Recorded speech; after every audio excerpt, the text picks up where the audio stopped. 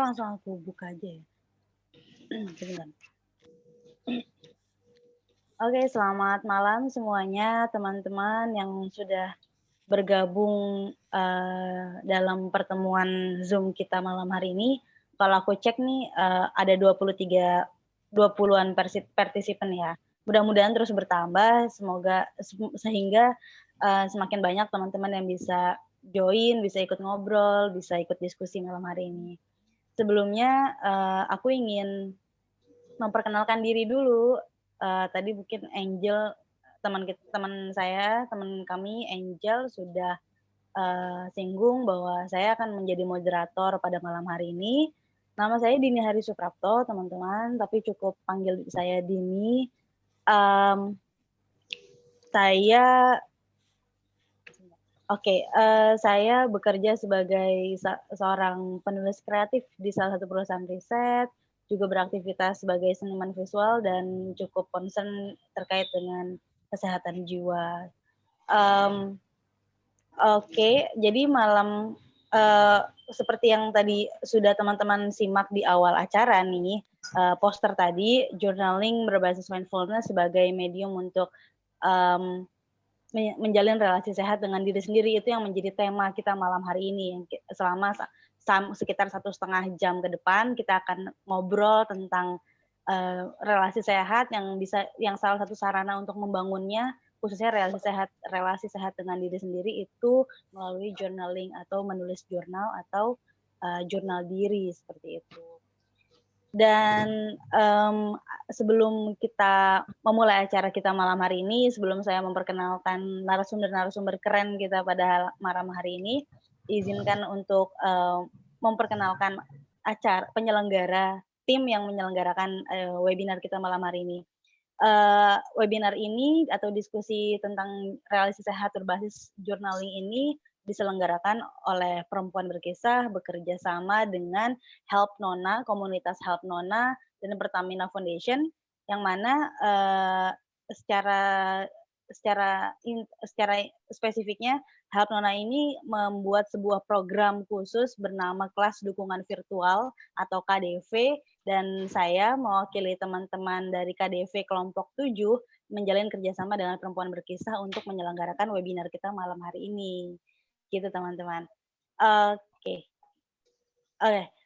Selanjutnya jadi nanti teman-teman dari sekarang bisa nyiapin alat tulis simple, kertas atau buku, atau mungkin di antara teman-teman juga sudah ada yang terbiasa untuk melakukan jurnal atau journaling, bisa menyiapkan buku jurnalnya dan alat tulis. Nanti kita akan ada sesi singkat bersama narasumber kita untuk melakukan workshop singkat journaling bersama gitulah bareng-bareng. Bisa disiapin dari sekarang. Nah, sebelum kita lanjut, saya ingin menyapa dulu dua narasumber yang akan memaparkan materi-materi yang menarik sekali untuk kita simak, yaitu pertama ada Kak Indah. Halo Kak Indah. Halo, sehat Kak Indah? Sehat. Kedengeran kan? Kedengeran kok. Ya. Yang kedua ada Kak Vindi. Hai Kak Vindi. Halo. Suaraku jelas ya? Suaranya jelas. Dua-duanya suaranya jelas. Sehat Kak Vindi? Sehat, alhamdulillah. Alhamdulillah. Oke, jadi teman-teman, saya akan memperkenalkan dua narasumber kita, mulai dari Kak Indah dulu. Nama lengkapnya Indah Marlina. Kak Indah ini adalah salah satu tim konselornya Perempuan Berkisah dan menempuh pendidikan Magister Antropologi dari UGM, menjadi penulis lepas atau kontributor lepas juga, penulisan SEO dan artikel untuk beberapa situs atau website, dan juga menjadi anggota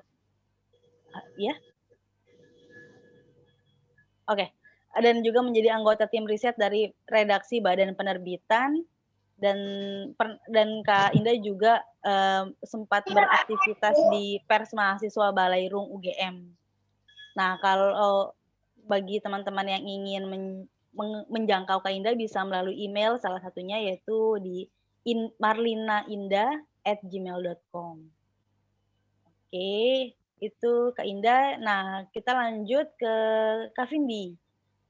Kak Vindi ini adalah narasumber kita yang akan membicarakan tentang journaling berbasis mindfulness-nya nanti secara spesifik ya. Kak Vindi ini sebenarnya sosoknya mungkin nggak asing buat teman-teman yang cukup concern di bidang kesehatan jiwa, khususnya mungkin ada teman-teman penyintas bipolar juga di sini karena Kak Vindi adalah founder dari Bipolar Care Indonesia. Dan dia juga seniman visual yang terbilang aktif menyuarakan isu kesehatan mental, kesehatan jiwa melalui karya-karyanya. Bagi yang kalau teman-teman ada yang penasaran bisa simak di vindistripart.com atau di Instagramnya Kak Vindi di Vindi Ariela, double L ya, Vindi Ariela. Oke, Kak Vindi adalah seorang lulusan Universitas Yersi, S1 Kedokteran, dan memiliki kapasitas juga dalam bidang terapi seni. Beberapa short course atau akademi pernah dilakoni oleh Kak Vindi, seperti Illustration Essential Course dari Carrot Academy, Art Therapy dan Creative Art Workshop dari Ganara Art Space bersama Pak Monty waktu itu seorang psikolog yang aktif di ranah terapi seni dan Kak Vindi juga pernah join di Dimensional Morphology tahun 2018 gitu. Bagi yang mau menjangkau Kak Vindi bisa ke Vindi Ariela, L-nya 2, ariela@gmail.com. Atau masing-masing nanti bisa kita tukar-tukeran akun Instagram ya. Nanti aku share terakhir. Atau mungkin jangan-jangan teman-teman udah tahu sih. Sosok-sosok dua ini. Oke, Kak Indah, Kak Vindi, terima kasih. Aku ingin menyampaikan terima kasih dulu. Kalian berdua sudah berkenan hadir malam hari ini bersama teman-teman KDV dan Perempuan Berkisah. Untuk mempersingkat waktu, kita akan mulai langsung dengan pemaparan pertama dari Kak Indah Marlina tentang bagaimana sih membangun relasi sehat, khususnya yang dimulai dari relasi internal diri dengan diri sendiri gitu. Oh ya. Oke, Kak Indah, untuk selebihnya akan saya serahkan ke Kak Indah. Waktu dan layar kami persilahkan. Ya, sebentar ya. Oke. Halo, selamat malam teman-teman semuanya. Perkenalkan saya Indah, panggil saja saya Indah begitu. Jadi baiklah, kita mulai saja. Saya kemarin itu tertarik untuk mengisi webinar ini karena akhir-akhir ini saya juga mulai lagi untuk menulis jurnal yang lebih mendalam begitu. Dulu-dulu sebenarnya saya sudah pernah menulis jurnal. Sejak kecil sebenarnya saya sudah terbiasa untuk menuliskan sesuatu yang saya rasakan itu, tetapi tidak yang semendalam akhir-akhir ini. Jadi ada beberapa hal kenapa saya memulai menulis jurnal lagi karena saya mau flashback sebentar, sekitar pertengahan 2020 kemarin itu kan kita mengalami pandemi ya. Kita mengalami pandemi, kemudian saya terkena seperti semacam burnout gitu, atau mungkin kalau bisa dibilang sih eksploitasi karena pekerjaan gitu. Jadi pekerjaan saya itu menuntut untuk selalu berada di depan komputer dan berada di dalam ruangan terus. Kemudian saya seperti 24 jam itu ada di dalam rumah dan tidak pergi kemana-mana gitu. Lalu setelah itu saya beberapa kali mengalami semacam kayak sakit, tapi pertamanya dikiranya COVID gitu, tapi kan ternyata alhamdulillahnya bukan gitu. Tapi itu ternyata ketika saya ketika saya ke dokter itu dokternya malah bilang ini sepertinya mbaknya harus ke ke psikolog saja gitu. Nah, kemudian saya mencoba untuk ke psikolog itu tadi. Lalu dia psikolog itu tadi menyarankan untuk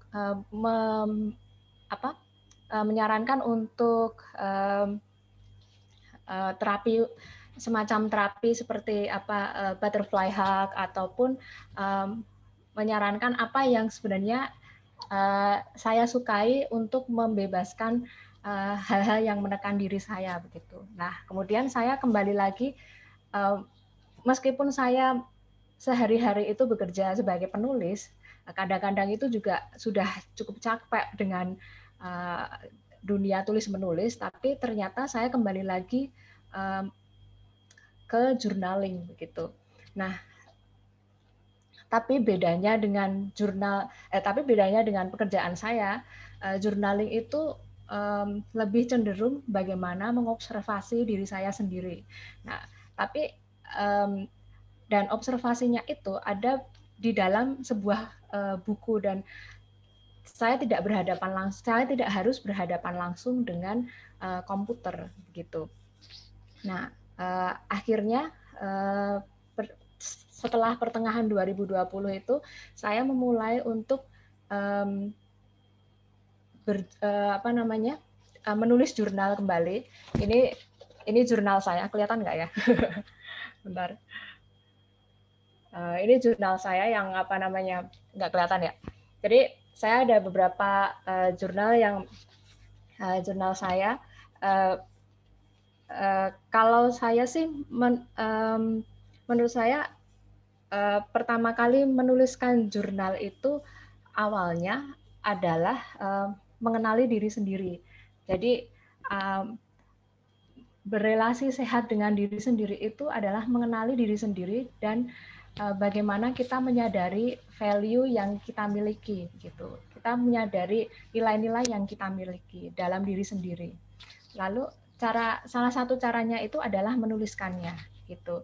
Sebenarnya menulis jurnal itu sudah saya lakukan sejak saya S1. Saya S1-nya adalah antropologi. Jadi kami diajari untuk menulis catatan harian.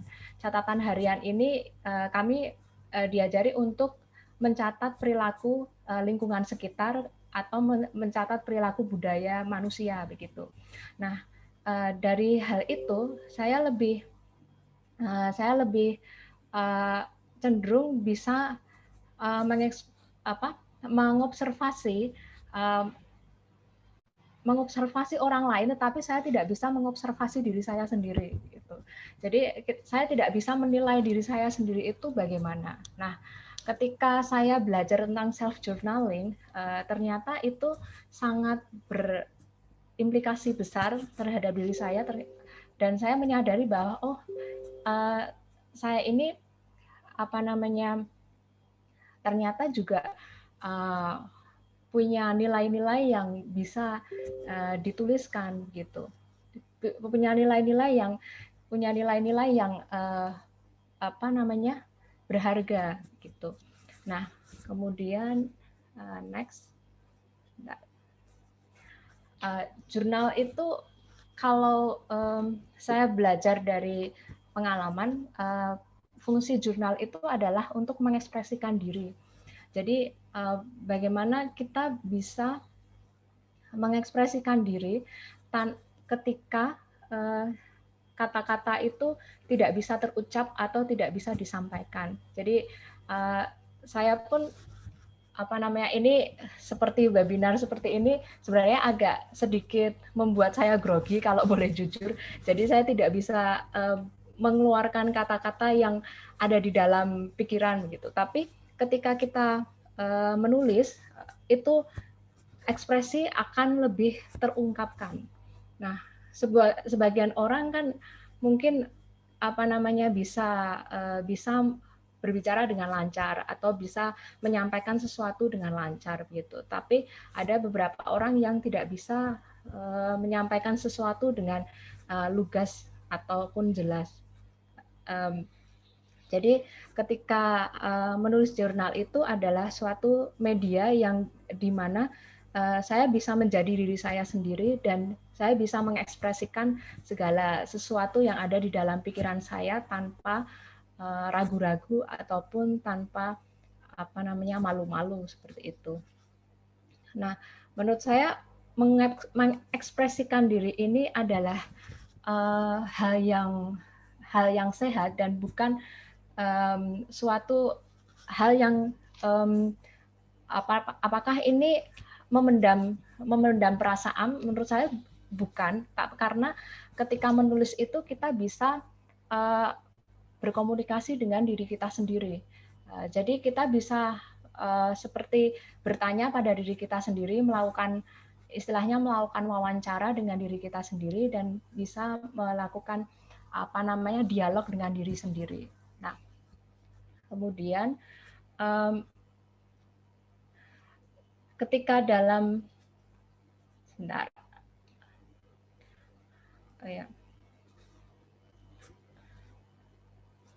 Jadi journaling itu bertujuan untuk latihan untuk jujur terhadap diri sendiri. Jadi seringkali kita kan tidak dan menulis itu bisa untuk mengobservasi diri kita dan juga sekitar kita, gitu. Lalu dalam menulis jurnal itu sebenarnya kalau saya dalam menulis jurnal itu sebenarnya ada 3 tahapan, yaitu dimulai dari observasi, terus dijalankan dengan reflektif dan diakhiri dengan afirmasi. Berbeda dengan zaman dahulu ketika saya menulis diary. Kalau menulis diary itu kan kayak sebenarnya sama saja dengan menulis diary, menceritakan pengalaman sehari-hari atau apa yang terjadi sehari-hari begitu. Tapi kalau untuk journaling yang menjalin relasi sehat dengan diri sendiri, itu saya menerapkan 3 hal ini, yaitu observasi, reflektif, dan afirmasi. Observasi itu bagaimana? Jadi kita dihadirkan memiliki indera. Kita memiliki indera. Alhamdulillah ada jika itu seperti bagaimana ya? Jika kita memiliki indera tertentu, seperti kita bisa melihat atau mencium, ataupun kita bisa meraba dan kita bisa merasa itu. Nah, dalam menulis jurnal kita memaksimalkan penggunaan indera kita, kemudian kita tuangkan ke dalam tulisan. Jadi contohnya adalah hari ini aku mengalami apa saja, perasaan apa saja yang bisa membuatku senang, perasaan apa saja yang bisa membuatku marah, sedih, atau kecewa gitu. Contohnya kayak hari ini aku sedih karena aku habis nonton WandaVision gitu. Nah, itu kan kita menggunakan indera melihat gitu. Nah, dalam mengobservasi kita memaksimalkan apa saja yang indera kita hari ini, seluruh indera kita itu rasakan pada hari itu ataupun pada suatu kejadian. Nah, gitu. Kemudian dijalankan dengan reflektif. Jalankan dengan reflektif itu adalah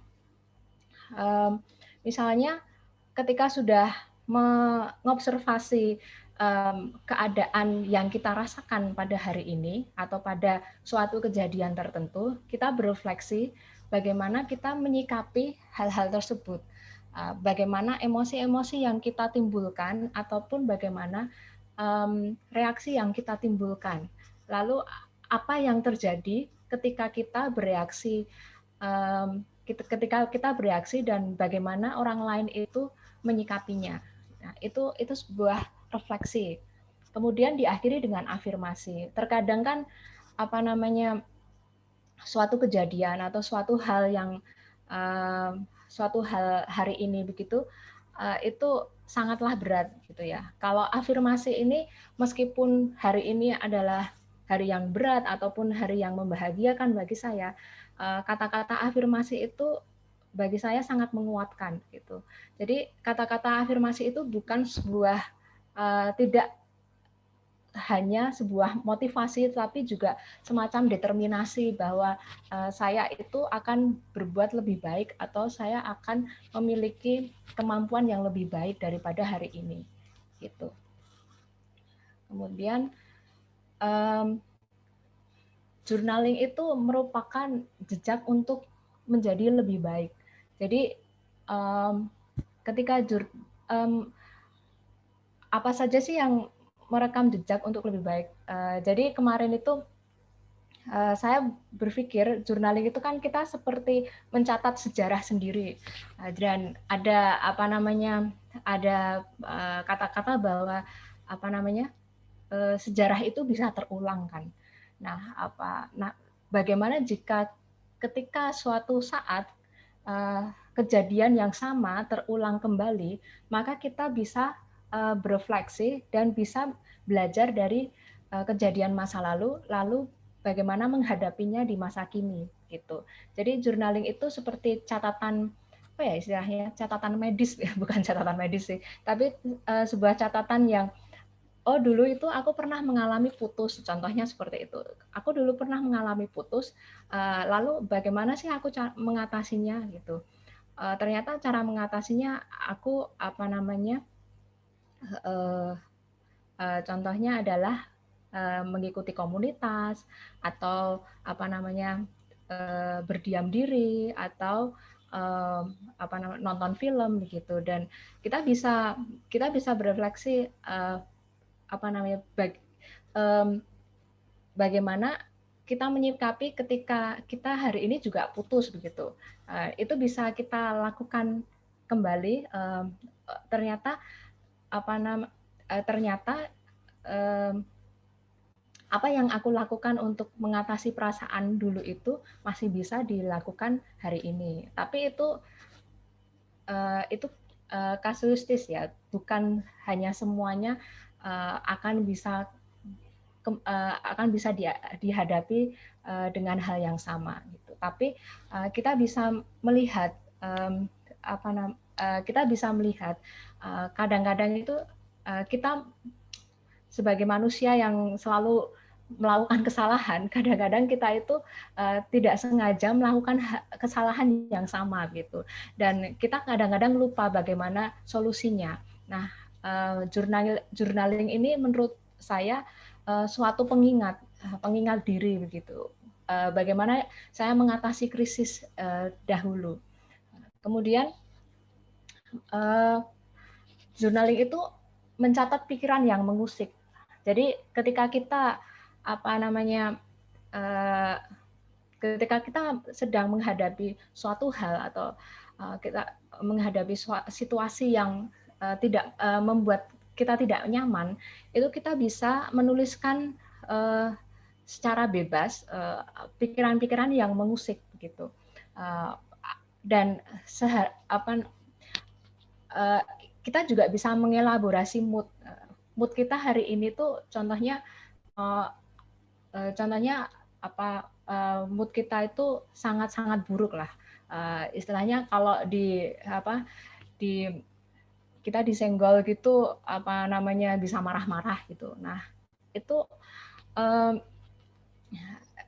ketika menulis kita bisa mencurahkan segala perasaan, mood, emosi dengan sangat bebas. Terus menulis apa yang membuat triggering. Jadi kadang-kadang ada beberapa hal yang membuat kita trauma atau membuat kita kembali ke masa lalu, mengingat sesuatu yang membuat kita sedih di masa lalu. Nah, menulis itu membebaskan kita dari mengenali diri kita sendiri, apa yang membuat kita triggering, dan itu kita bisa mengantisipasinya dan kita bisa menghindarinya. Terus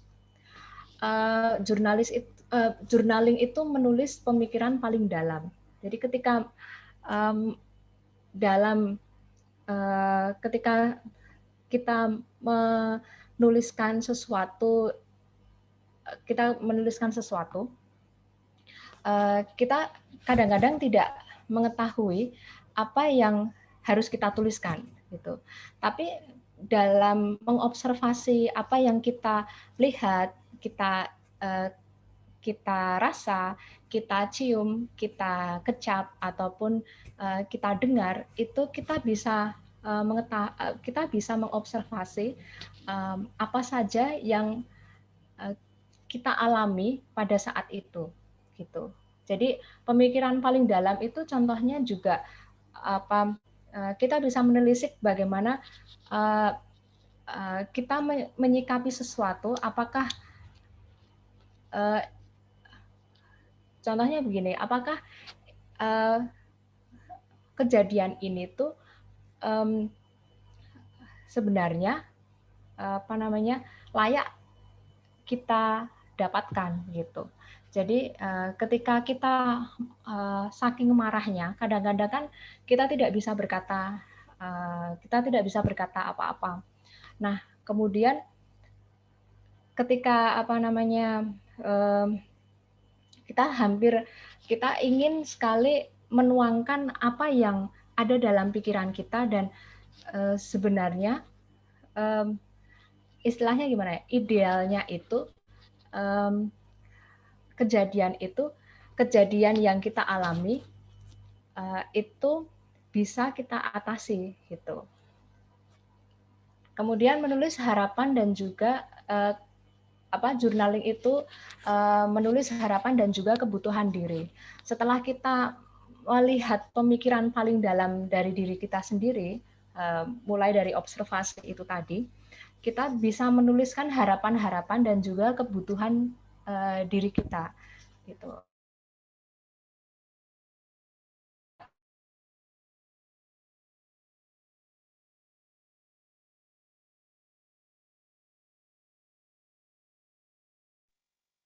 Halo, Mbak Indah. Halo, ya. Dengar nggak? Iya, udah kembali. Tadi sempat hilang suaranya. Yang hilang yang mana ya?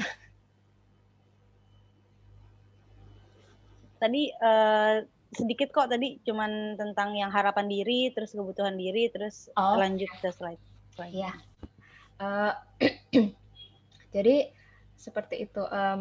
Maaf ya, ini kalau omonganku agak putus-putus. Jadi dalam menulis self journaling untuk relasi sehat itu, menulis perasaan itu membantu kita tidak menentang atau denial dengan perasaan sendiri. Jadi ketika kita merasa sedih, misalnya kita terkadang menentangnya karena aku nggak sedih kok gitu, aku baik-baik saja gitu. Padahal ketika kita jujur dengan diri sendiri itu akan lebih baik. Mengakui sesuatu itu seringkali susah dan ada banyak faktor untuk tidak mengakuinya. Kayak kita harus dipaksa untuk selalu tegar, ataupun kita harus dipaksa untuk selalu sabar begitu, ataupun ketika kita curhat dengan orang lain kita harus gimana ya, istilahnya cuma dikasih istilahnya cuma dikasih saran untuk sabar dan berdoa saja gitu. Kadang-kadang itu ada hal-hal yang harus kita utarakan, tapi kadang-kadang tidak bisa. Maka menulis adalah media yang paling membebaskan untuk saya. Contohnya seperti itu. Dan membangun relasi sehat itu berasal dari kejujuran terhadap diri sendiri. Nah, dan bisa saja mungkin banyak orang yang tidak bisa mengungkapkan kata-kata atau mengungkapkan pendapatnya karena tidak dibiasakan untuk mengatakan pendapatnya atau perasaannya jika sedih atau tidak senang gitu. Jadi menulis adalah suatu sarana untuk menyalurkan emosi-emosi yang kita pendam gitu. Nah,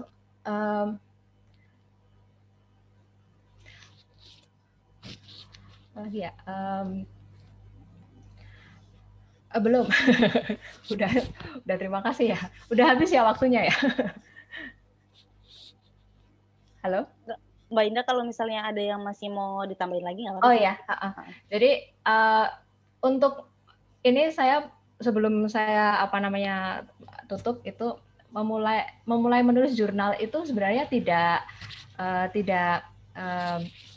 tidak susah, karena kita hanya perlu jujur terhadap diri sendiri. Kemudian dalam menulis jurnal itu tidak perlu menentukan batasan waktu. Jadi contohnya kayak aku nanti menulis jurnalnya nanti malam atau waktu tertentu gitu. Itu sebenarnya tidak perlu patokan. Jadi ketika ingin menulis, tulis saja gitu. Ketika ada perasaan yang tidak menyenangkan, itu lebih baik ditulis saja begitu. Nah, kemudian jurnal itu lebih dari sekadar senarai. Senarai itu kan list gitu ya. Jadi journaling itu bukan sebuah list, tapi sebuah istilahnya deskripsi perasaan kita ataupun apa yang kita observasi dari kejadian sehari-hari. Lalu ketika menulis itu tidak perlu memikirkan tanda baca, bahasa, atau susunan kalimat. Jadi dalam jurnal yang saya tulis ini bahasanya campur-campur, ada bahasa Indonesia, bahasa Jawa, bahasa Inggris, dan itu semuanya tergabung dalam satu tulisan gitu. Dan kadang-kadang saya menulis dengan tinta menulis dengan spidol merah, menulis dengan stabilo, ataupun menulis dengan cat air begitu. Jadi benar-benar yang ketika saya ingin mengungkapkan perasaan ataupun mengungkapkan hal yang ingin saya tuliskan, itu saya akan membebaskan diri sebebas-bebasnya dengan media apapun. Kemudian menulis jurnal itu sebaiknya setiap hari, dan kita juga mencatat tanggal. Mencatat tanggal itu baiknya adalah kita melihat bagaimana perubahan mood kita. Kemudian ini juga akan membantu ketika kita suatu saat nanti jika kita membutuhkan kebantuan profesional gitu, itu akan sangat membantu semacam psikolog atau psikiater gitu. Kemudian dalam menulis jurnal itu yang paling diperhatikan adalah menikmati proses menulisnya. Jadi kadang-kadang ketika kita sedang tidak mood untuk menulis, lebih baik langsung berhenti saja, karena ketika kita sedang tidak menikmati itu, maka itu akan jadi sangat menyebalkan gitu. Jadi dalam menulis ini tapi lebih baik dinikmati prosesnya. Dan saya juga terkadang hanya menulis satu kalimat ataupun hanya menulis 2 kata begitu. Jadi tapi saya membiasakan diri untuk setiap hari itu selalu menulis. Oke, gitu saja. Terima kasih. Mungkin nanti kalau ada pertanyaan saya akan coba jawab. Ya. Terima kasih Mbak Indah. Ya. Ya. Tenang Pak. Minum dulu ya. Dari tadi sebenarnya aku nyimak tuh, aku pengen teman-teman juga udah mulai ada yang bertanya, tapi teman-teman dan aku sendiri juga tahan diri dulu. Kita lanjut dulu nih. Kepalaku udah pengen nanya ini itu sih. Oh ya. Tapi kita tahan diri dulu, kita lanjut ke pemaparan kedua yang akan dibawakan oleh Mbak Vindi. Lebih ke Mbak Vindi ini, jadi kalau aku boleh cerita sedikit, beberapa waktu lalu aku ikut penulisan di Dewan Kesenian Jakarta tentang visual journal sih, spesifiknya tentang itu. Dan aku mewawancarai Mbak Vindi, dan di sela-sela ngobrol dengan Mbak Vindi ini, aku minta contoh karya visual jurnalnya dia gitu. Dan pada saat aku lihat tuh kayak pokoknya ntar kita teman-teman lihat sendiri aja. Ntar kalau nggak salah di salah satu bagian pemaparan Mbak Vindi, dia akan nampilkan contoh visual jurnalnya Mbak Vindi. Oke, Mbak Vindi Ariela, sudah siap? Sudah. Oke, waktu dan layar dipersilahkan. Slide-nya dari panitia kan ya apa gimana ini? Iya, Oh, udah deh. akan di-share. Oke. Iya. Oke. Selamat malam semuanya. Halo teman-teman dari Perempuan Berkisah, Mana dan lain-lain sebagainya. Sebelumnya perkenalkan, saya Vindi Ariela. Saya seorang penyintas bipolar dan sempat mendirikan Bipolar Care Indonesia, sebuah wadah untuk teman-teman yang sama-sama bipolar dan caregiver-nya, supaya bisa saling mendukung, saling bertukar informasi, saling memberikan edukasi, seperti itu. Nah, kebetulan karena saya penyintas bipolar, jadi saat itu saya mencoba mencari metode pelengkap ya, sebenarnya alternatif atau penunjang untuk terapi dari bipolar yang saya alami. Jadi kalau misalnya bipolar itu kan memang kondisi mood yang perubahannya ekstrim gitu, misalnya dari depresi yaitu kesedihan yang mendalam, itu misalnya berlangsung sampai 2 minggu, lalu tiba-tiba bisa beralih kepada kondisi mood yang meningkat atau disebut juga dengan manik, dan manik itu biasanya berlangsung dari 4 sampai 7 hari bahkan bisa lebih. Nah, saya mengalami hal itu dan itu kayak bergantian gitu polanya antara depresi dan manik sampai akhirnya mengganggu kehidupan banget. Lalu saat itu saya ke psikiater, minum obat, ya standar lah ya terapi-terapi seperti itu, ada psikoterapi, ada macam-macam jenisnya kayak ngobrol-ngobrol, atau mungkin kayak CBT dan lain-lain. Tapi saya ngerasa sepertinya terapi seperti itu nggak sepenuhnya menyelesaikan masalah saya gitu. Jadi saat itu saya mencoba untuk mencari metode lain untuk sebagai pelengkap terapi yang sudah dijalani. Dan pada akhirnya aku menemukan sebuah saat itu sih ngelihat ada satu lukisan karya Vincent van Gogh itu yang Starry Night. Jadi kebetulan aja itu lewat pas lagi ke Google atau apa, tiba-tiba tuh lukisan lewat dan aku melihat itu seperti karyanya keren banget. Aku seperti masuk ke dalam karya itu. Dan setelah aku telusuri ini siapa ya yang ngelukis, ternyata yang ngelukis itu adalah Vincent van Gogh dan beliau juga seorang bipolar. Sejak itu aku merasa seperti kayak, oh mungkin aku bisa ya berkarya seperti dia juga gitu. Dan mulailah perjalanan aku dengan membuat visual journal. Tapi nggak cuma menggambar ya, jadi di sini kadang aku mencoba menggambarkan perasaan aku, tapi aku juga menulis seperti yang tadi Mbak Indah lakukan gitu. Mungkin bisa next dulu slide-nya. Ya, jadi ini kan bahasannya ada hubungan sama mindfulness ya. Kalau mindfulness itu sih dari pengetahuan aku, jadi kita ini kadang kan kita terlalu fokus sama hal-hal di sekitar kita yang mungkin jadi ke-distract dengan diri kita sendiri gitu. Misalnya kita terlalu mikirin masa depan, jadi cemas, atau mungkin kita mikirin masa lalu, jadi sedih, dan lain sebagainya. Nah, hal itu tuh dengan mindfulness kita mencoba untuk tetap stay pada fokus pada here and now. Jadi saat ini, detik ini, di sini gitu kita mencoba fokus dan tanpa memberi penilaian atau judgement apapun. Artinya seperti ini, misalnya saat kita lagi, misalnya kayak aku lagi mengisi webinar gitu, ya aku fokus dengan apa yang terjadi saat ini, aku mencoba untuk menyampaikan sebaik mungkin, lalu aku coba misalnya membaca slide dengan oke, seperti itu, dan aku tidak terlalu memikirkan lagi bagaimana nanti ke depannya orang pada ngerti nggak ya, atau mungkin dulu aku pernah ngerasa gagal pas ngisi webinar, tuh sekarang gimana ya, jadi kan pusing sendiri kalau misalnya kita terlalu memikirkan seperti itu.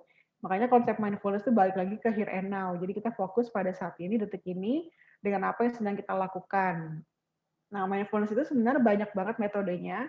Misalnya seperti ada mindful walking, kita jalan dan fokus kayak merasakan kaki kita menginjak tanah atau menginjak lantai seperti itu. Dirasakan sensasinya ke kaki, ke tubuh yang bagian tubuh lain seperti itu. Ada juga mindful eating, misalnya kita benar-benar merasakan setiap makan itu ada sensasi apa sih yang terjadi di mulut kita, misalnya rasa asam kah atau rasa pedas seperti itu. Jadi selain untuk fokus pada here and now, kita juga melibatkan panca indera kita untuk menjadi membantu fokus kembali ke here and now tadi. Nah, salah satu metode lagi yang lain adalah journaling, mindful journal. Jadi jurnal tadi seperti yang sudah disampaikan Mbak Indah itu kan catatan sehari-hari ya, dapat berbagai metode, misalnya dari visual, atau mungkin digabung dengan tulisan doang, dan lain-lain. Dan jika dilakukan dengan fokus dan menggunakan konsep mindfulness, here and now, itu sangat bisa membantu kita dalam meningkatkan kesejahteraan mental. Next.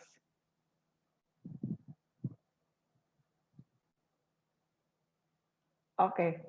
Jadi ini manfaat yang aku coba simpulkan dari berbagai sumber, dan termasuk juga dari pengalaman aku sendiri. Jadi mindful journal ini dapat meningkatkan kesejahteraan mental. Itu garis besarnya ya, nggak cuma mental, sebenarnya fisik juga bisa sih. Tapi kan sebenarnya kan berhubungan dengan hormon-hormon di tubuh kita, neurotransmitter di otak kita, zat-zat kimia di otak. Itu semua berhubungan dengan mental dan fisik. Dan salah satu cara membantu meningkatkan kesejahteraan mentalnya bisa dengan menggunakan journaling. Nah, journaling ini salah satu metode katarsis, atau katarsis itu bisa diartikan sebagai kayak kita mengeluarkan pikiran kita, mengeluarkan pikiran, perasaan, dan emosi kita.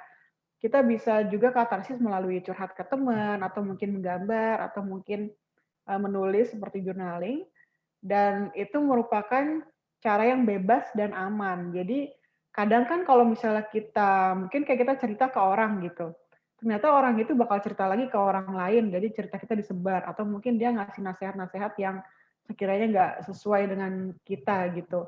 Jadi kadang ada resiko-resiko seperti itu. Sedangkan kalau kita mencoba untuk journaling, kita bisa mengekspresikan dengan bebas, tanpa rasa takut dan tanpa rasa judgement apapun, tuh seperti yang tadi konsep mindfulness, kita nggak mesti ngejudge diri kita, kenapa ya gue jadi ngerasa seperti ini atau seperti itu, tapi lebih bebas aja gitu, dan aman juga karena kita nggak melibatkan, ya mungkin modal juga cuma pensil atau pulpen dengan kertas gitu kan, atau spidol, dan juga resiko-resiko yang tadi seperti kalau kita cerita ke orang lain tuh bisa diminimalisir.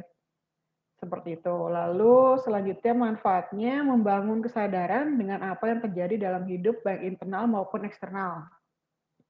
Ini hubungannya dengan relasi diri ya. Jadi kan kalau misalnya kita sedang merasakan sesuatu, kita kadang seringkali tuh nggak aware gitu dengan apa rasa tersebut.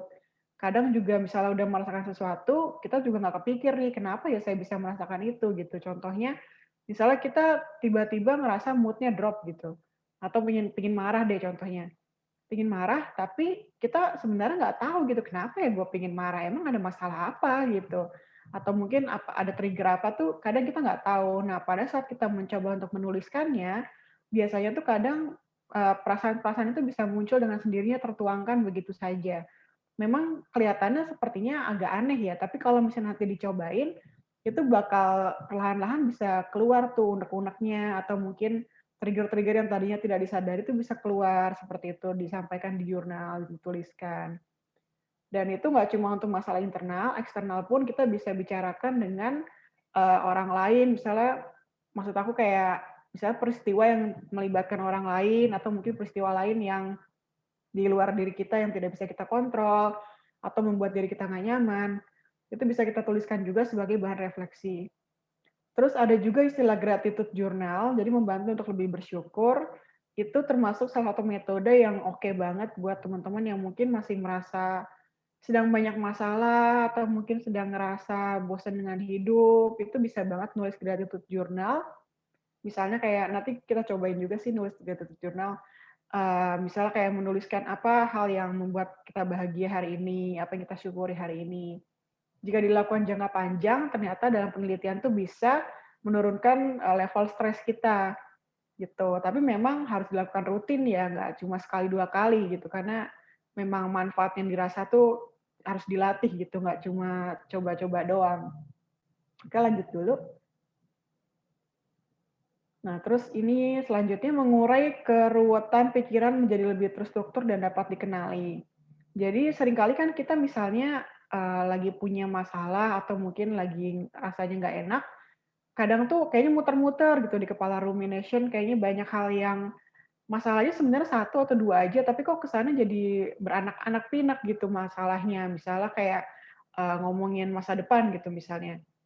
Aduh, ini kerjaan masih belum kelar, terus nanti bosnya marah nggak ya? Terus kalau bosnya marah, ntar bakal dipecat nggak ya?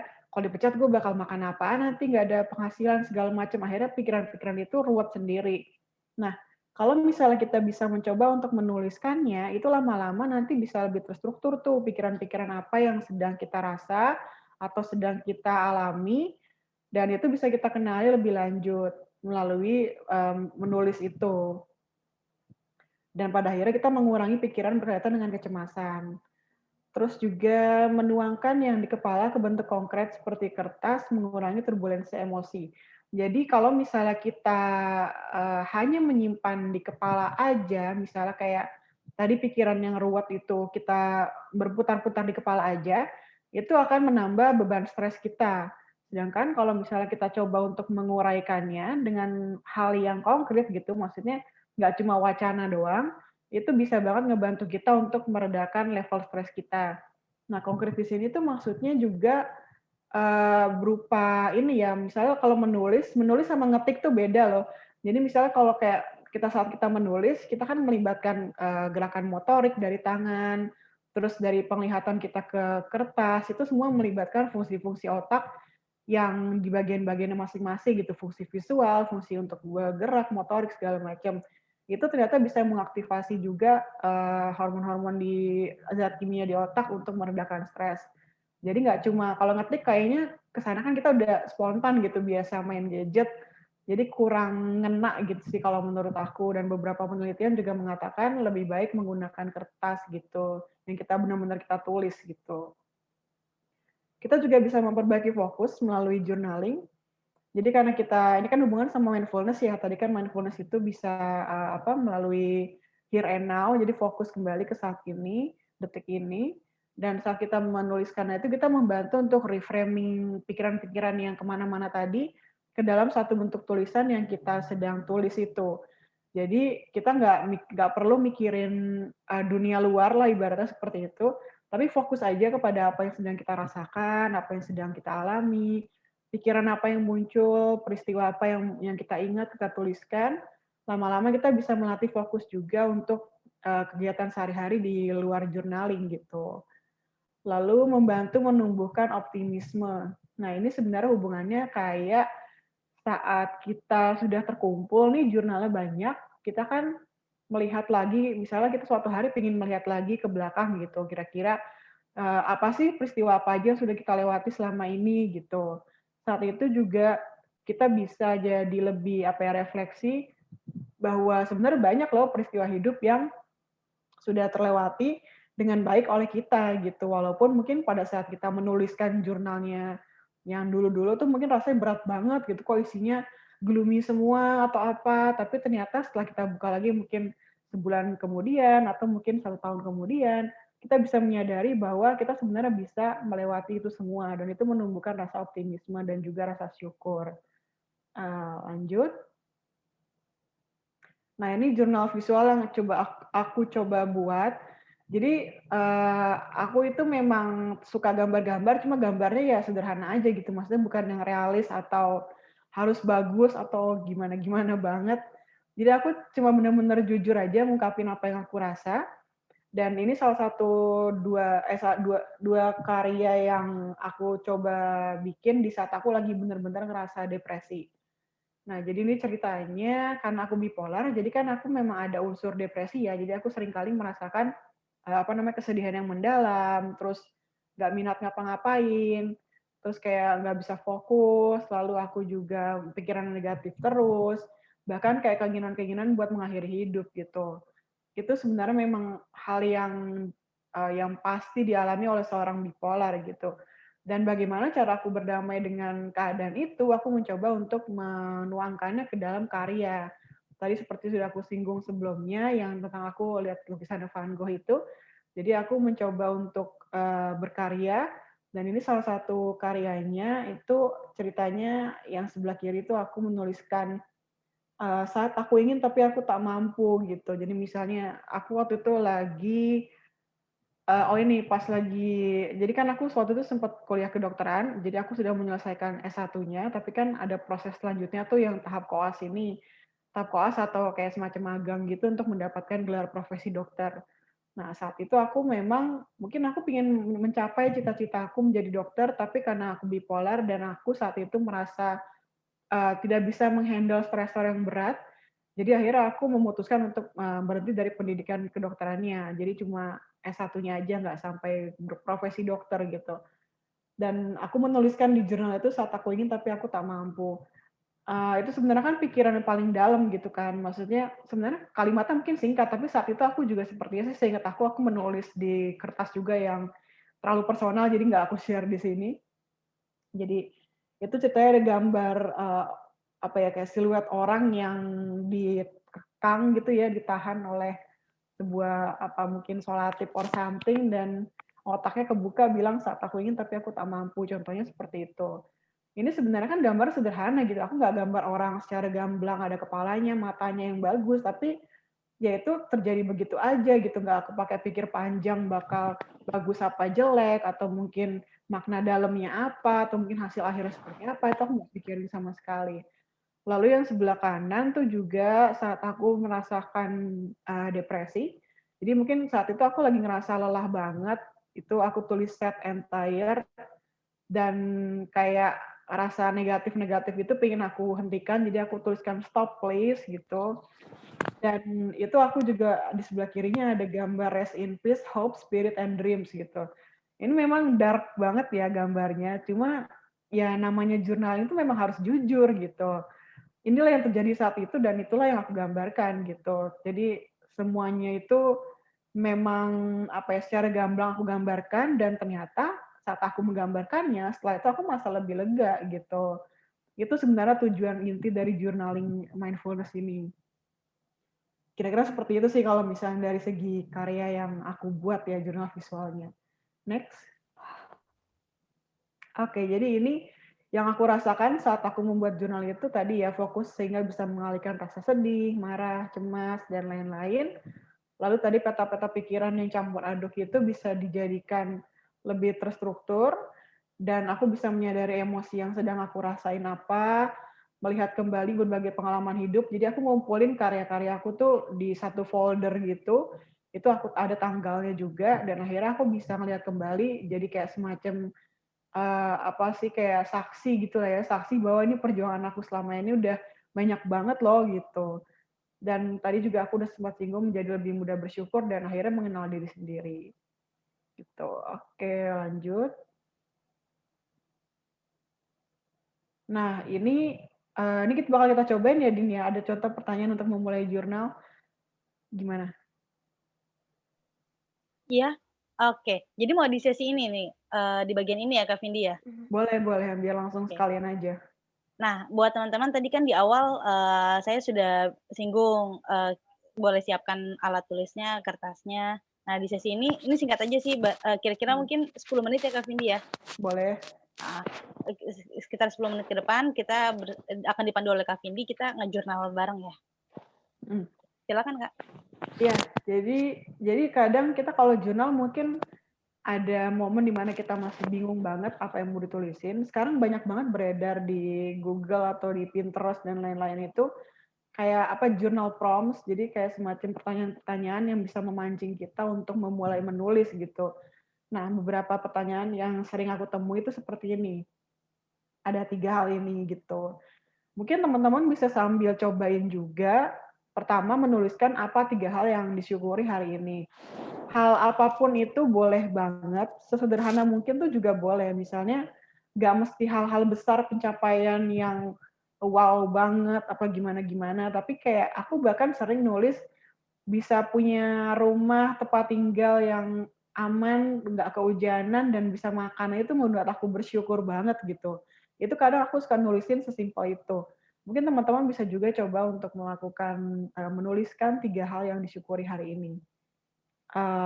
Kasih waktu beberapa menit kali ya, habis itu baru kita lanjut ke yang kedua gitu.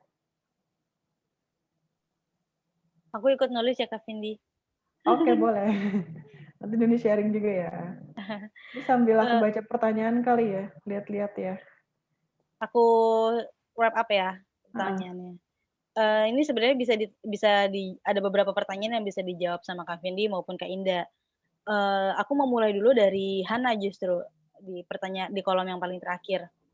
Sembari kita nunggu Betul teman-teman sekali. nulis tadi 3 hal yang disyukuri hari ini, ada dari Hana, "Halo Kak, mau tanya, apa ciri-ciri kalau kita punya relasi sehat dengan diri sendiri dan apa aja manfaatnya?"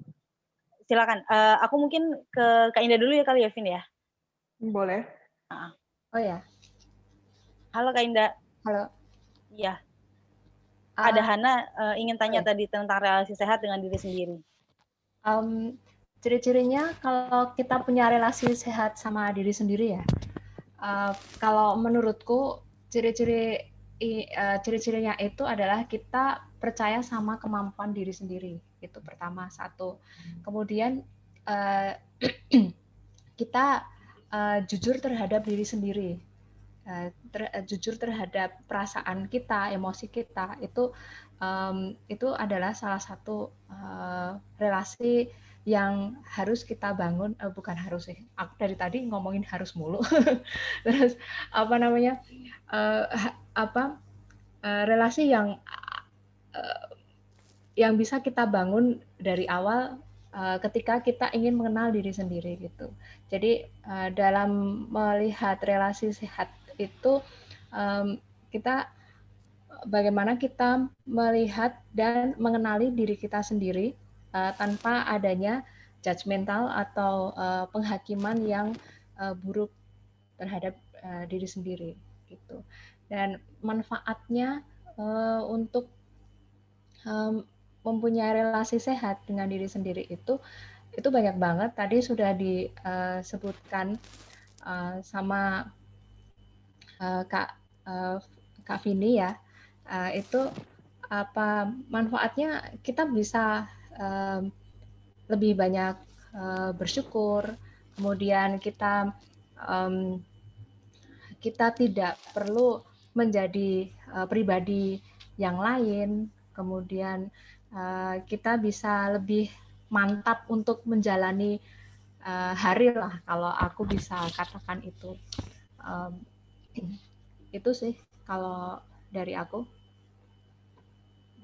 Terima kasih Kak Indah. Iya, jadi Ya. aku ingin nyambung sedikit. Jadi kayak relasi sehat dengan diri sendiri itu banyak mungkin apa ya, aku sering mengalami internal diriku juga, ketika kita mengalami apa ya, sebuah relasi yang tidak sehat, yang beracun atau sebutannya mungkin toxic relationship dengan eksternal diri, dengan pihak-pihak luar di luar diri kita, kerap kali kita itu membuat kita cenderung lebih hanya fokus pada, pihak eksternal atau orang-orang yang di luar diri kita. Tapi kita lupa bertanya, atau jangan-jangan memang ada perilaku kita, ada sikap kita yang, eee, menjadi apa ya, lampu hijau bagi orang lain untuk memperlakukan kita secara tidak sehat.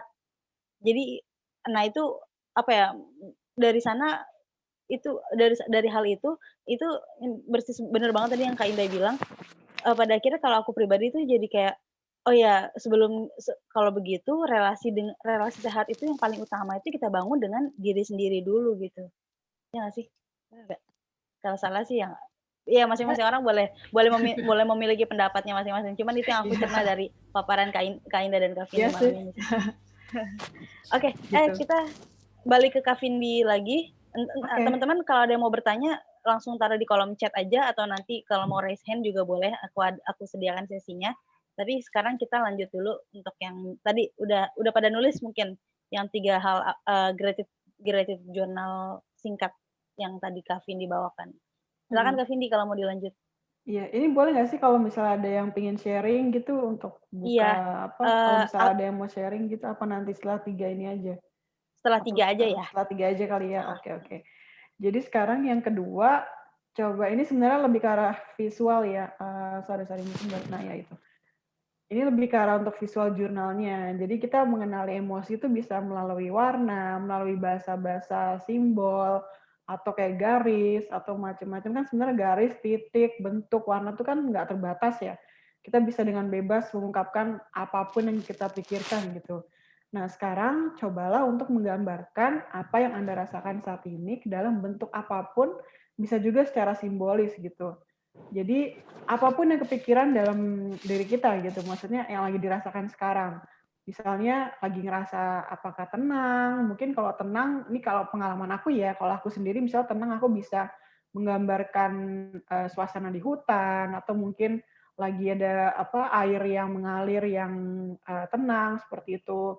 Atau lagi ruwet, mungkin ada yang ingin gambarin seperti benang kusut, seperti itu membingungkan, atau rasa senang, rasa seperti hati yang ditusuk, dan apakah rasanya itu seperti tumpul kah, atau tajam, atau mungkin seperti berputar, atau seperti apa tuh digambarin aja sebebas mungkin, dan nggak mesti banyak berpikir, nggak perlu memikirkan hasil bagus atau jelek, nggak perlu takut dengan apapun, cukup kita gambarkan aja gitu, tuangkan apapun yang dirasakan.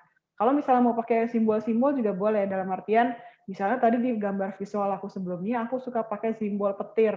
Gambar petir itu artinya aku sedang mengalami musibah gitu. Itu setiap simbol kan personal ya, maksudnya artinya bisa beda-beda gitu bagi tiap orang.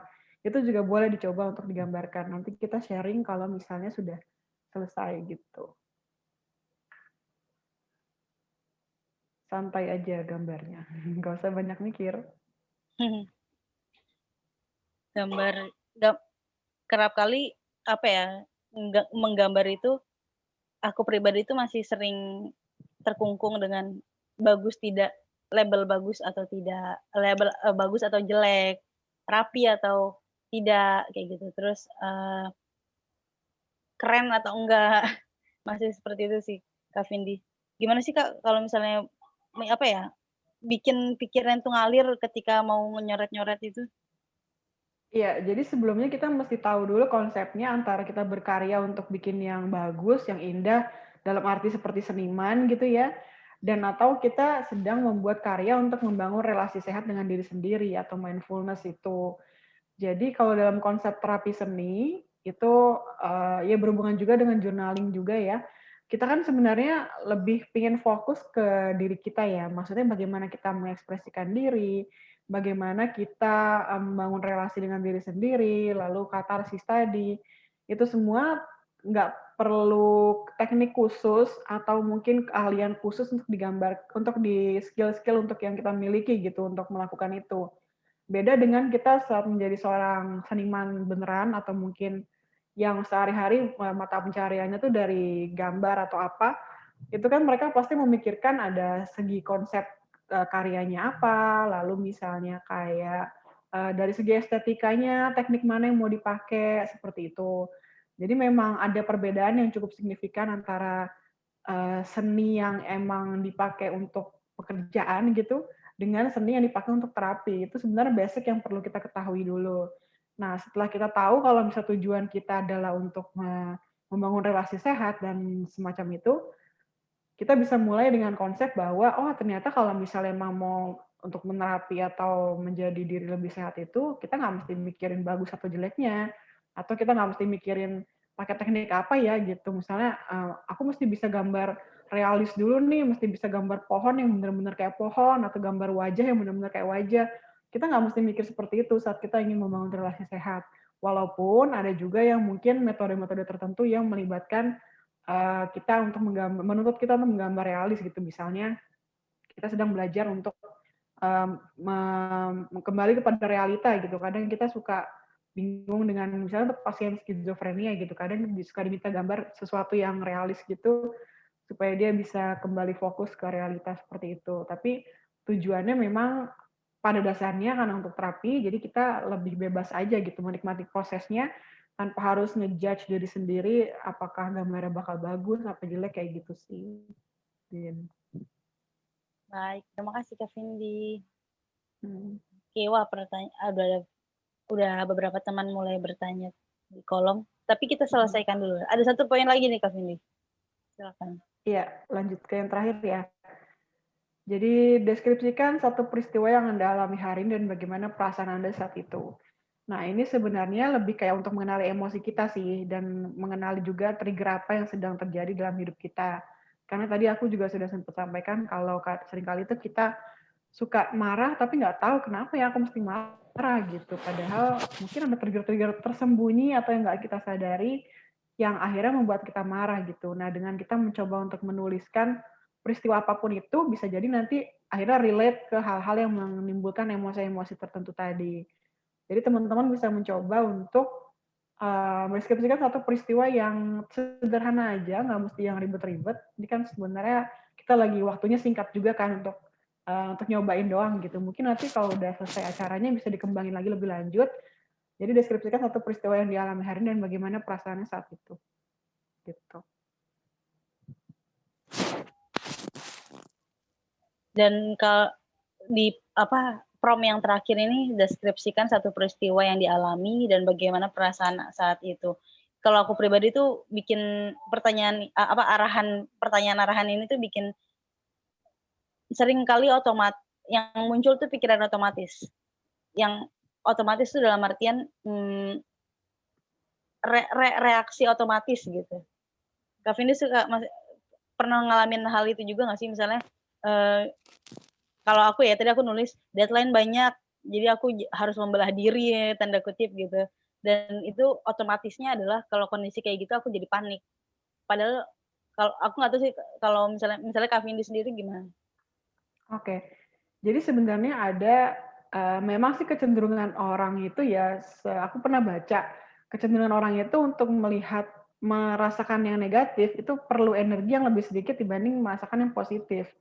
Artinya gini, misalnya saat kita ditanya nih, peristiwa apa sih yang dialami hari ini? Kita lebih membutuhkan energi lebih banyak jika kita mesti memikirkan hal yang positif. Tapi untuk hal yang negatif itu bisa spontan muncul gitu aja gitu, hal yang nggak menyenangkan. Atau dalam dunia psikologi itu ada istilah automatic negative thoughts gitu. Jadi ANT, nanti bisa dicari sendiri di Google. ANT itu jadi pikiran-pikiran yang muncul dan negatif semua, itu tuh jenisnya ada banyak. Misalnya kayak ada yang kita mau overgeneralisasi hal yang terjadi. Misalnya kayak satu peristiwa hari ini sebenarnya tuh misalnya kayak cuma berdampak pada satu aspek kehidupan kita gitu misalnya. Tapi karena kita mau overgeneralisasi pikiran negatif itu, akhirnya kesannya gara-gara satu peristiwa ini semua kehidupan kita tuh sama dengan hancur gitu misalnya. Atau mungkin ada pemikiran negatif seperti black and white thinking, ngerasa kalau misalnya saat kita oke, berarti kita oke banget, dan saat kita bobrok itu berarti emang lagi hancur banget lah gitu. Padahal sebenarnya ada area abu-abu yang bisa kita mungkin berada di in between rasa oke dan rasa nggak oke seperti itu. Atau ada juga kayak kita terlalu cepat menyimpulkan suatu kejadian, misalnya kita baru ada menghadapi suatu peristiwa, kita langsung menyimpulkan, wah ini pasti endingnya bakal nggak enak nih kayak gitu-gitu.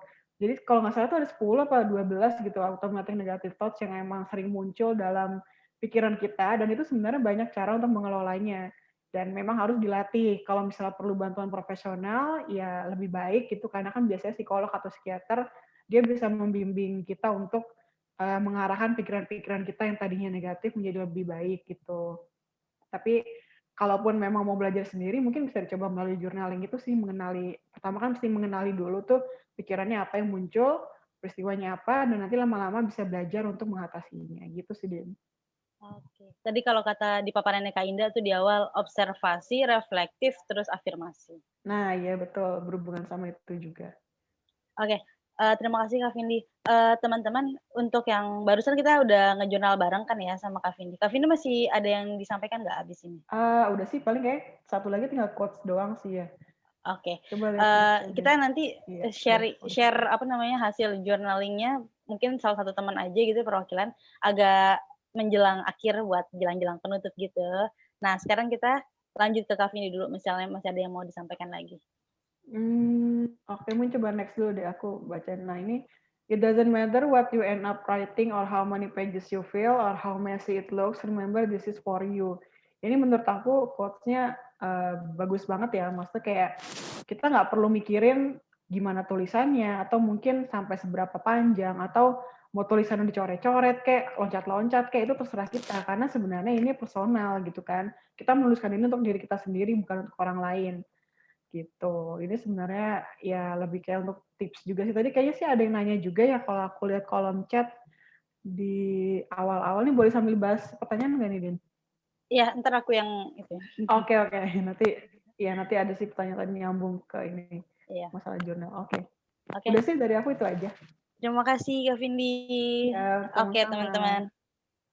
Kita lanjut ke, udah ada beberapa pertanyaan nih yang nunggu dari awal. Yang pertama tadi dari Uluma Arifah ya. Ini bertanyanya via YouTube. Dan aku mungkin akan ngarahin baik Kak Vindi maupun Kak Indah untuk saling menjawab pertanyaan ini. Bagaimana sih tips menghadapi kekhawatiran bahwa tulisan jurnal kita tidak sengaja dibaca pihak-pihak yang tidak kita kehendaki? Kekhawatiran dan poinnya adalah justru di sini, kekhawatiran itu akhirnya membuat kita untuk takut untuk menulis jurnal. Mungkin dari Kak Indah dulu deh. Silakan Kak Indah. Oke, kekhawatiran untuk dibaca orang lain ya. Tadi, halo? Kekhawatiran untuk dibaca orang lain, tapi pada akhirnya intinya adalah kita khawatir sampai pada akhirnya itu membuat kita menghalangi kita untuk melakukan journaling lagi gitu. Dulu kalau saya pernah mengalami jurnal saya tuh dibaca orang lain gitu. Mungkin ada mungkin ada suatu kekhawatiran bahwa orang lain itu akan berpikir yang negatif terhadap diri kita. Tapi menurut saya, ketika seseorang membaca jurnal kita, memang ini suatu hal yang bersifat pribadi ya, dan kita ingin menutup rapat-rapat rahasia yang kita tuliskan gitu. Tapi ketika suatu saat itu ada yang membacanya, kita bisa menyampaikan apa yang sebenarnya kita rasakan pada saat itu gitu. Dan ini pertama memang kita akan marah. Saya dulu juga marah gitu. Kenapa kok hal yang bersifat pribadi dibaca begitu. Dan lalu orang tersebut tidak tahu ternyata itu adalah jurnal pribadi milik saya gitu. Dan akhirnya saya mengatakan yang sejujurnya bahwa ini adalah catatan-catatan di mana saya tidak bisa mengatakan pada orang lain gitu. Tapi bukan berarti ini harus saya sembunyikan gitu. Dan ketika saya sudah tenang itu saya berharap saya juga mengatakan sendiri sih, mengatakan bahwa orang ini yang membaca itu tadi memahami bahwa saya punya pikiran-pikiran yang tidak bisa dibagikan kepada orang lain gitu. Dan itu saya mengatakan dengan jujur bahwa ketika saya menuliskan jurnal ini, ada hal-hal yang bisa membuat emosi saya lebih tertata. Dan ini nanti tergantung reaksi orang tersebut bagaimana ya. Kalau saya dulu itu pada akhirnya kami memang berdamai begitu. Tapi lebih baik kita belajar untuk jujur ketika ditemukan seseorang menemukan jurnal kita begitu dan membacanya, karena mungkin saja dikira itu adalah buku biasa atau buku tulis biasa begitu. Dan tipsnya adalah kalau saya selalu bawa jurnal ini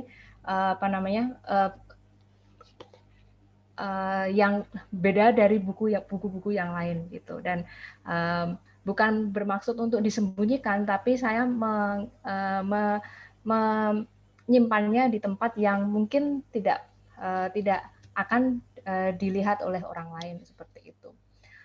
Kemudian mengalami trauma, itu hal yang berbeda lagi kalau saya. Tapi ketika kita mengalami trauma untuk tidak mau menulis itu sebaiknya berhenti dulu sejenak. Ya sudah, tidak usah menulis dulu saja, tidak apa-apa, biarkan saja perasaan-perasaan itu ada gitu loh. Tidak perlu ditentang ataupun wah aku harusnya menulis ini gitu, atau aku harusnya menggambar ini gitu. Kalaupun memang belum mau menulis, tidak perlu dipaksa, ataupun belum mau menggambar tidak perlu dipaksa gitu. Tapi saya bukan seorang psikolog ya, ataupun bukan ahli psikiater gitu. Tapi kalau dulu saya juga pernah mengalami itu, tapi bukan karena jurnal saya dibaca orang lain, tapi ada suatu titik kelelahan bahwa saya tidak mau menulis lagi gitu. Dan saya membiarkan itu beberapa bulan. Tapi kemudian saya menghadapi rasa traumatis itu sendiri. Jadi saya awalnya cuma coret-coret di kertas.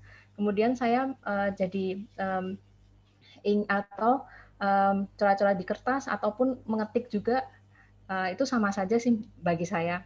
Media apapun itu bisa saya gunakan gitu. Tapi setelah itu saya mulai lagi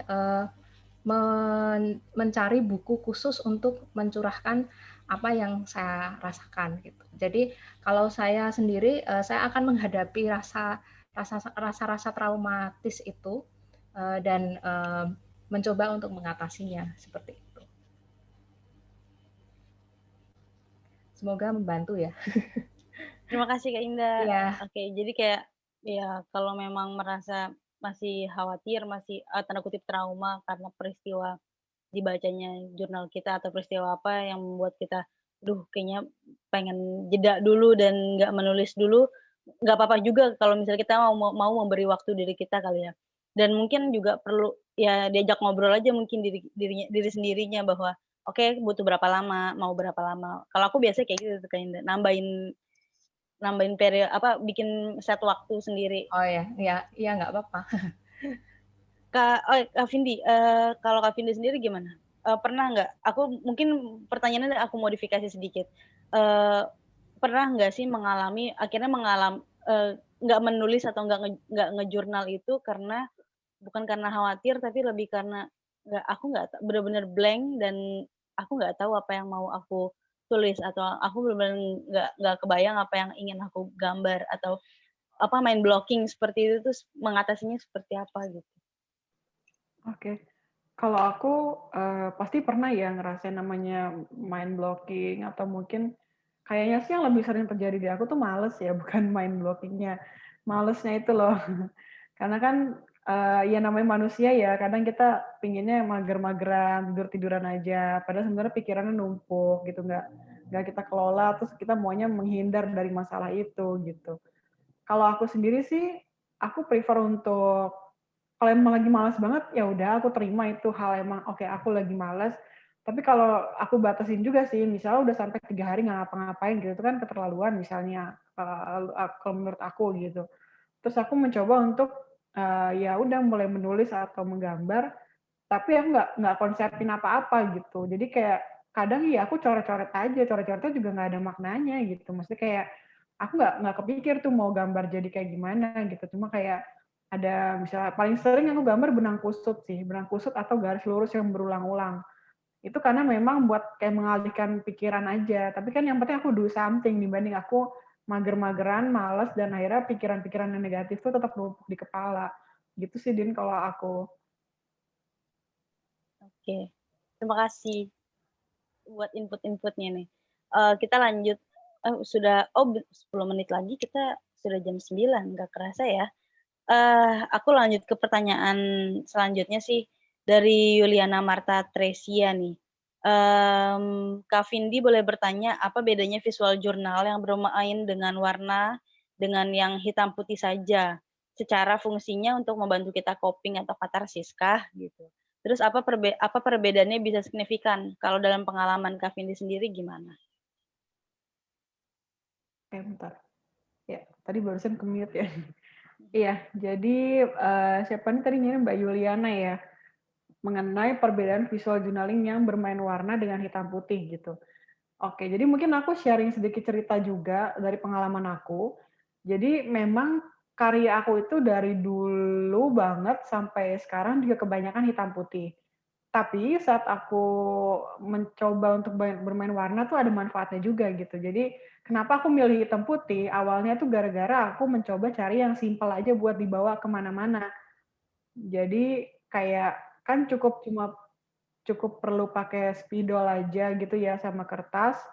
Jadi aku nggak mesti ribet-ribet bawa pensil warna atau apa. Awalnya sih seperti itu niatnya. Ternyata keterusan, ketagihan malah jadi hitam putih beneran.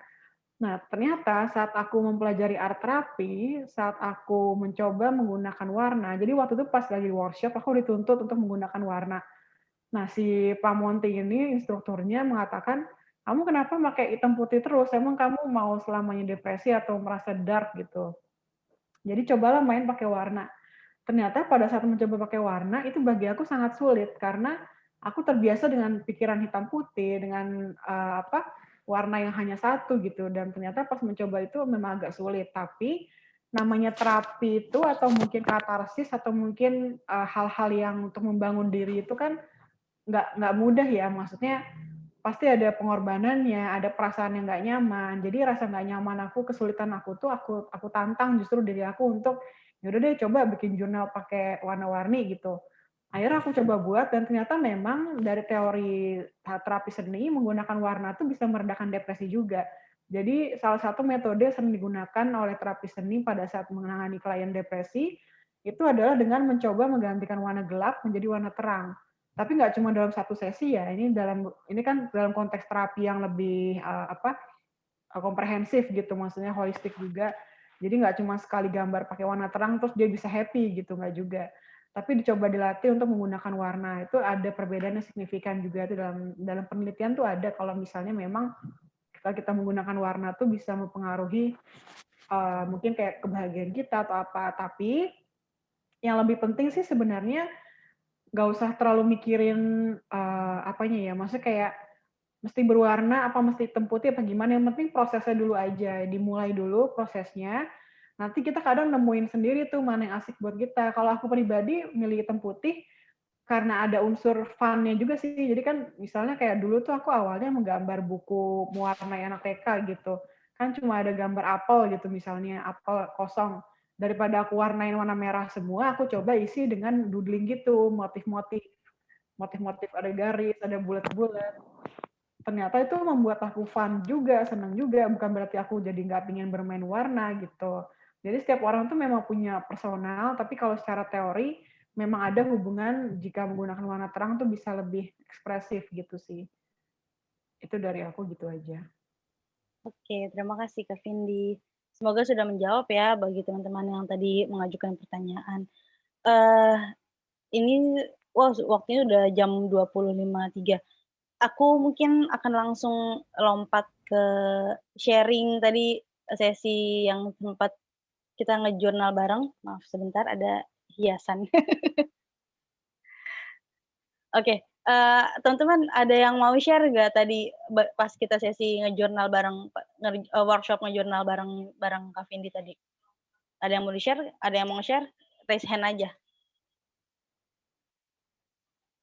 Oke, ada dari Soraya Haryani Putri. Aku boleh minta bantuan dari Angel untuk unmute suara ya. Soalnya aku nggak bisa di sini. Atau Soraya bisa langsung unmute diri sendiri? Iya. Oke, Iya. silakan. Ini apa aku share screen aja apa gimana? Misalnya mau diceritain aja nggak apa-apa, bisa share screen nggak ya? Coba ya. Bisa.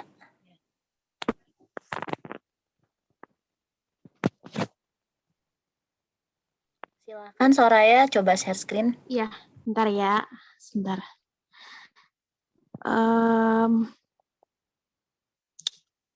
Screen. Atau mungkin nyalain video kali. Tadi journalingnya di mana? Di kertas atau apa? Halo? Tadi jurnal kertas? Enggak, lebih di sini. Kelihatan apa enggak ini? Di aku sih belum. Belum kelihatan. Atau mau kamu bacain atau sambil ceritain aja juga nggak apa-apa sih. Belum terlihat. Tadi kan di sesi yang pertama itu 3 hal yang paling disyukuri dari hari ini, kemudian gambar sekilas, terus sama yang pikiran atau peristiwa yang terjadi hari ini yang nggak nyaman gitu. Oke, baik. Yang pertama belum kelihatan ini ya. Belum nih. Oke, aku berarti cerita aja nih, nggak apa-apa. Nggak apa-apa. Oke, baik. Hal yang disyukuri hari ini yang pertama bisa jajan cimol kentang tanpa nyampah. Alhamdulillah. Kedua, benerin sepatu kerja yang sudah sobek. Terus ketiga, bisa bobo siang dengan enak. Padahal saya lagi WFO, tapi ya udahlah, bodo amat lah ya. Gak apa-apa. Saya juga kayak gitu. Terus gambarnya di sini aku gambar kayak garis yang bergelombang. Sayangnya nggak kelihatan ya. Ada warna kuning, pink, biru, hijau. Jadi dia ganti-ganti warna kayak gitu. Tapi nanti mungkin di grup WA mungkin aku bisa share. Terus kalau yang ketiga tadi deskripsi ya, apa yang dirasakan ya hari ini. Lebih ke saya di sini cerita tentang makan siang hari ini sambil dengerin gosip tentang tetangga yang kenal aja enggak. Akhirnya cuma bisa dengerin doang sambil makan, karena kalau ditinggal nggak enak. Beneran cuma masuk kuping kiri, keluar kuping kanan aja. Maunya makan dengan tenang, tapi apa daya harus dicemarin sama gosip. Oke. Kalau yang bagian gambar tadi, ada yang kamu terlintas apa pas bikin gelombang berwarna-warni tadi? Maksudnya gimana, Mbak? Jadi kamu yang bagian ngegambar bikin garis bergelombang kan katanya?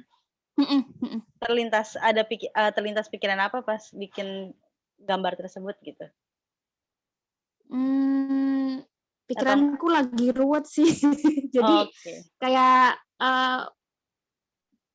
karena aku juga sebenarnya kan suka mewarnai juga. Nah, jadi aku pakai app gitu untuk mewarnai. Emang warna-warnanya juga warna-warna yang terang. Terus karena sekarang pikiran aku tuh lagi banyak banget, maksudnya diisi sama harus kegiatan ini, kegiatan itu, dan aku belum menemukan time management yang aku harus seperti apa ya. Akhirnya ya udahlah gambar gelombang aja lah. Oke, Soraya. Terus sebenarnya bagus loh gambar gelombang itu, artinya kita mau lebih go with the flow juga loh, kalau secara filosofi ya mungkin ya istilahnya ya apa ya. Dan sebenarnya mungkin yang lebih penting adalah apa yang dirasa setelah menggambar atau saat menggambarnya gitu. Jadi mungkin nggak mesti mengetahui pikiran yang terlintas, tapi apakah ada rasa lega setelah gambar atau apa, itu mungkin bisa direfleksikan lagi nanti ke diri sendiri gitu. Tapi tadi aku yang gratitude pertama makan cimol tanpa nyampah. Itu oke banget loh, itu hal yang bisa disyukuri banget, tapi nggak banyak orang yang merasa itu perlu disyukuri, ya nggak sih? Iya. Jadi itu bagus banget bisa mensyukuri hal-hal kayak gitu tuh, nanti dampaknya bisa besar kalau misalnya lama-lama kita bisa mensyukuri hal kecil seperti itu, yang lama-lama bisa jadi makin besar. Gitu sih kalau dari aku. Keren. Thank you so much, Soraya ya.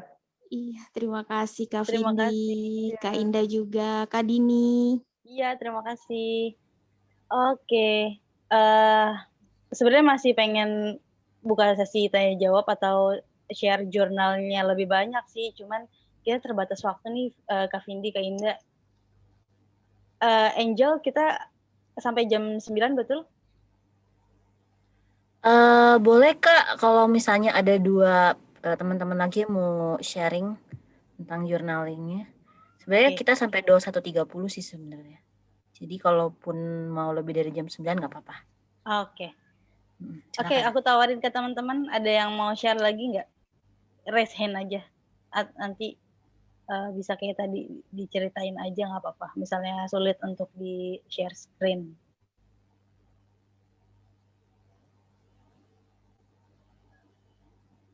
Oke. Kalau gitu aku deh ya. Aku pengen share juga sih. Kelihatan nggak ya? Semoga kelihatan sih. Aku nulis gini, Vin. pas tadi yang sesi bagian pertama itu kan apa yang kita syukuri hari ini ya.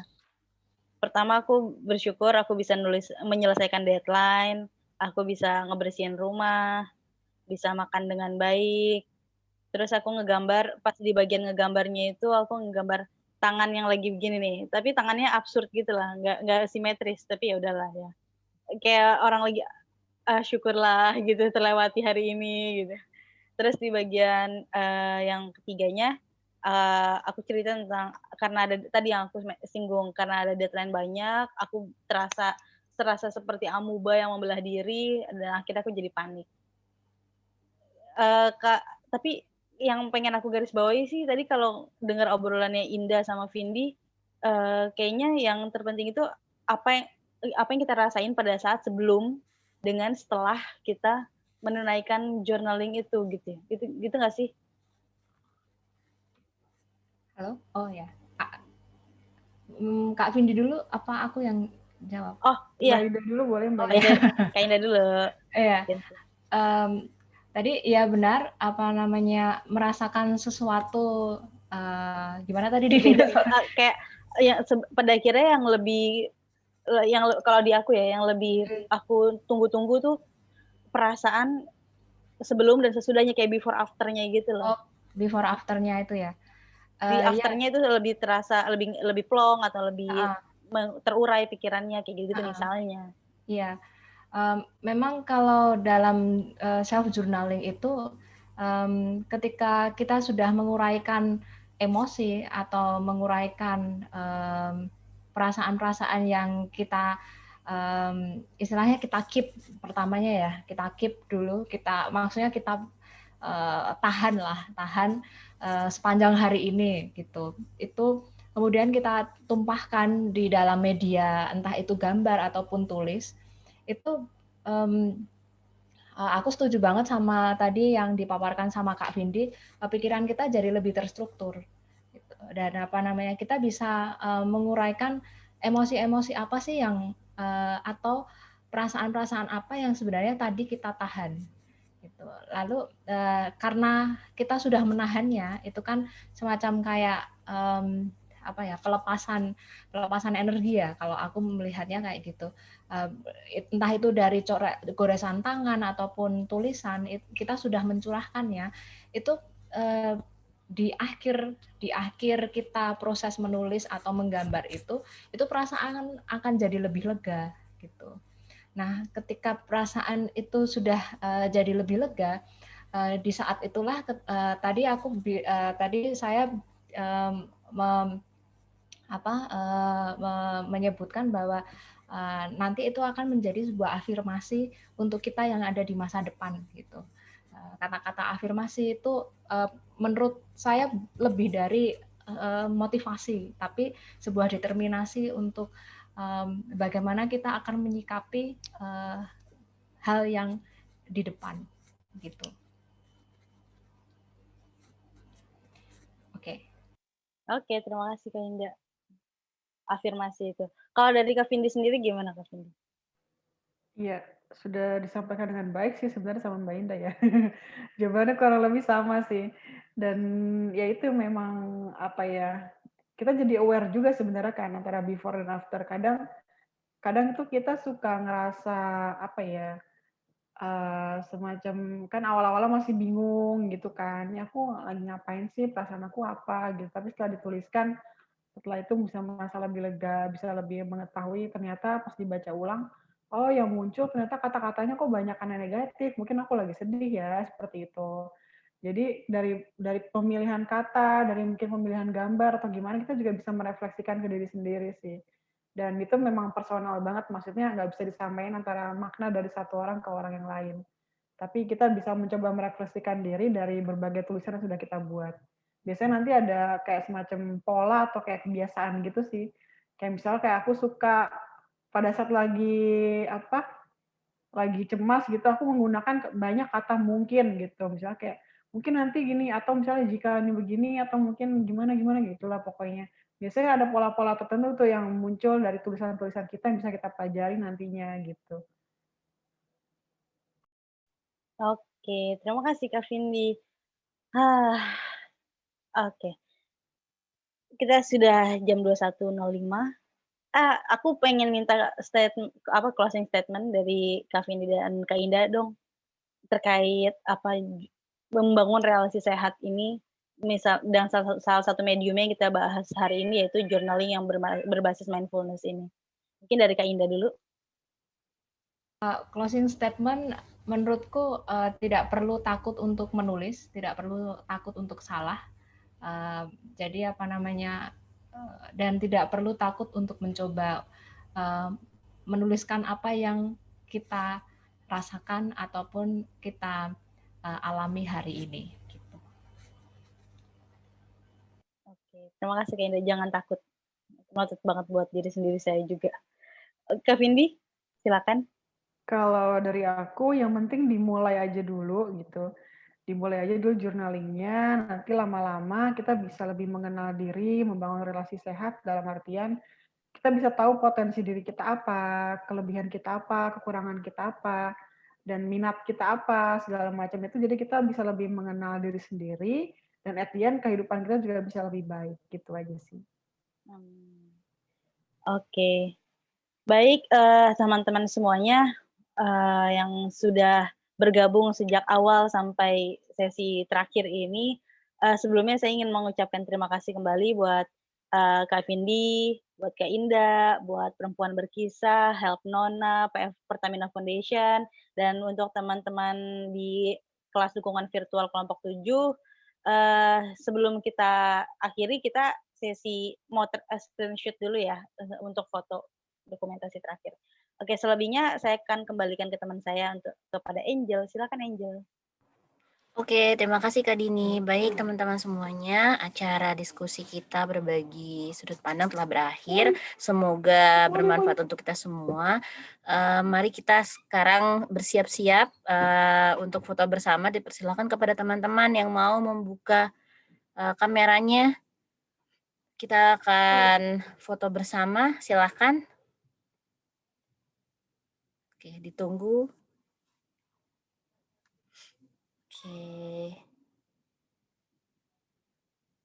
Oke. Sudah semua? Oke, mungkin ada yang sedang tidak bisa mengaktifkan kameranya, nggak apa-apa. Oke, kita akan foto bersama ya. Nanti aku akan ambil 2 kali. Pertama kita foto biasa aja, terus kedua kita foto pakai gaya, oke? Oh ya, sebelumnya aku juga minta maaf aku nggak aktifkan kamera, tapi nggak apa-apa deh. Oke, kita mulai ya. 1, 2, 3. Oke, sebentar. Oke, untuk selanjutnya pakai gaya ya. Gaya yang paling seru. Jangan diem aja. Gayanya yang manis gitu. Oke, 1, 2, 3. Oke, sudah. Baiklah teman-teman, demikianlah diskusi malam ini terkait journaling berbasis mindfulness. Terima kasih atas kehadirannya, partisipasinya melalui Zoom ataupun YouTube. Kami juga berterima kasih kepada Help Nona, Perempuan Berkisah, FP Pertamina atas kesempatan yang diberikan. Selamat malam semuanya, selamat beristirahat, tetap jaga kesehatan. Baik, terima kasih Kak Vindi dan Kak Indah atas waktunya dan sharingnya yang sangat bermanfaat. Sama-sama. Baik, terima kasih. Terima Kak Farid, kasih. Hana, Soraya, Kak Julia, Aroma, Kak Selvi. Ya, terima kasih ya, saya close. Oke.